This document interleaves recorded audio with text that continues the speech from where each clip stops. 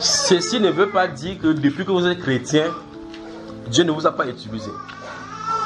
Beaucoup même ont été utilisés par Dieu. Pas vrai? Mais gardez-vous à l'esprit qu'on ne vous trompe jamais pour que le Saint-Esprit vienne tabernacler en vous. C'est pas dans tout le monde. Pour qu'il vienne tabernacler. Tabernacler, ça veut dire qu'il vient habiter pour toujours. Le revêtement, le quicken, ce qui vous touche un peu de temps en temps. Vous savez, quand l'ange descendait, il secouait l'eau. Quand l'ange descend, il secoue l'eau. L'effet est immédiat. Après ça, il y a un effet évanescent.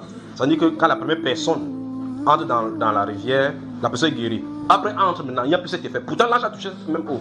Parce qu'il y a un effet passager. Vous comprenez, n'est-ce pas? Le but, c'est s'il touche le prrr, celui qui entre, par exemple, me toucher, les gens ne voient l'autre et puis ça me revient encore notre vision. J'ai vu, et ça, c'est dans ce pays-ci. Gardez-vous à l'esprit, c'est ici maintenant. J'ai vu. Là, je vous dis tel que j'ai vu, mais je ne sais pas si c'est au sens propre ou au sens figuré. C'est pour ça qu'il doit dire comme cela. J'ai vu les eaux troublées au Cameroun.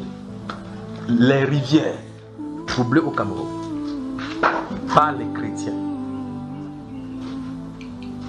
Il recommence encore, il dit, veuillez m'écouter bien. Et plus le Saint-Esprit donnait l'interprétation. Parce que depuis, je suis en train de prier pour savoir de quoi il est question. J'ai vu les eaux, j'ai eu le temps de parler parce qu'il voyait cet ange descendre, secouer l'eau. Et puis, j'ai vu l'eau secouer avant que cette vision se m'est revenue. J'ai vu, il y a cela, c'était hier. J'ai vu les eaux troublées. Il dit bien toutes les eaux du Cameroun troublées. Quand il parle des eaux, c'est-à-dire que je voyais les rivières du Cameroun. Il était en train de nager là, je voyais les eaux du Cameroun troublées au point où on ne pourrait plus. C'est comme si, supposons que normalement les gens passent ici sur cette eau, c'est avec le bateau. On ne peut plus passer avec le bateau. Parce que les êtres qui étaient en bas étaient fâchés. Et là, vous savez, quand il y a le poisson beaucoup dans l'eau, quand il y a le poisson dans un endroit, et la façon que quand les poissons dansent, dandinent, la façon que l'eau est, quand l'eau est agitée, c'est comme ça que l'eau était constamment agitée comme ça. Et puis, dans cette vision, je voyais, on annonçait que les chrétiens ont atteint, il parle pour le Cameroun. Donc, les chrétiens du Cameroun ont fait, c'est comme si on avait fait quelque chose et on a atteint la chef de la reine du côte. Ça l'avait détruit au point où, regardez voir l'esprit, le souci, ça me dépasse. Moi, je ne sais pas si les esprits meurent. Donc, c'est comme si on avait tué la reine du côte et qu'il y avait deuil là-bas, ils étaient fâchés contre les chrétiens. Au point maintenant où, pour traverser la rivière, les gens qui étaient là-bas disaient que tu es chrétien, on dit oui, on ne veut pas te voir ici. Vous dérangez. Donc, les eaux étaient troublées au Cameroun et la reine du côte était morte. Et par conséquent, les poissons, les restes qui sortaient en grande majorité sortaient pour la revanche. Vous voyez, quand on jeûne, on ne peut pas savoir ce qu'il y a, ça amène. Ça amène. Le simple fait que quelqu'un est de jeûner et vous êtes dans une présence de jeûne, ça déploie le monde spirituel à combattre. Le jeûne. Vous jeûnez, vous êtes quelque part, vous jeûnez dans une maison, vous êtes quelque part. Cet environnement-là est saturé par la puissance du Saint-Esprit. Que vous le vouliez ou pas. Vous me suivez, frère?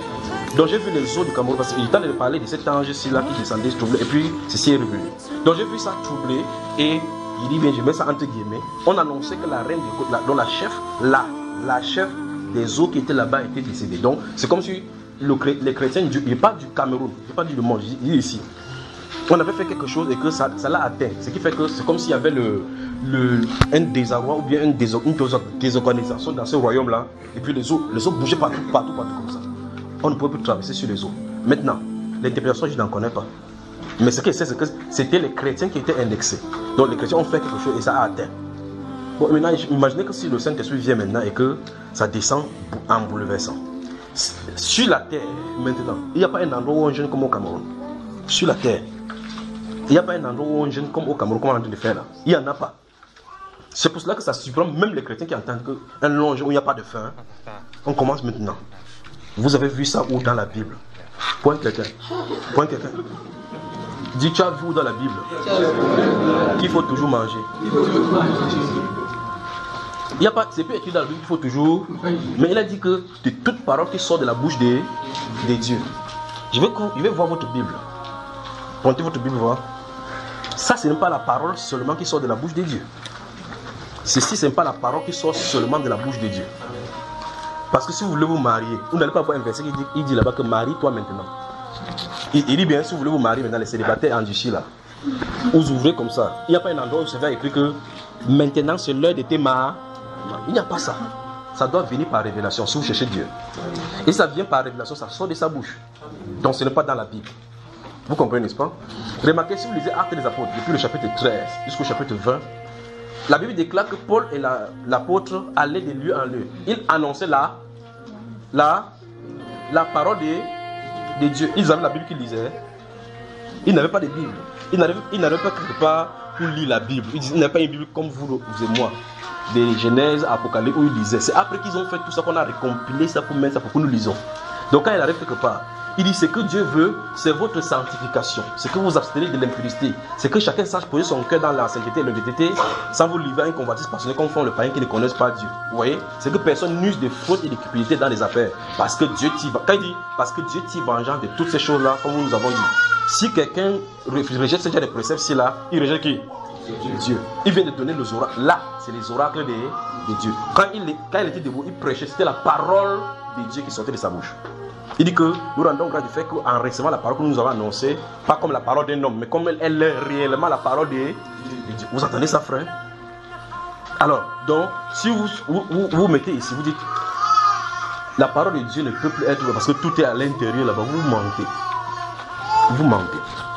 Parce que la Bible dit clairement que Dieu va oindre cette fin de temps-ci jusqu'à ce qu'on arrive à l'unité de la foi. Et vous voyez clairement qu'il n'y a pas d'unité de la foi sur la terre. L'esprit doit être là pour le faire.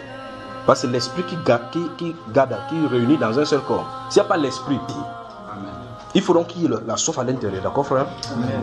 On commence donc maintenant. Éphésiens chapitre 1. J'espère que vous m'avez bien écouté. Donc j'ai vu les eaux au Cameroun troublées. J'ai vu les eaux au Cameroun troublées. Moi, je ne sais pas. Tu voulais dire quelque chose, frère? Ok. Donc il y a une conséquence du jeûne ou bien, je ne sais pas si c'est cette jeûne-ci.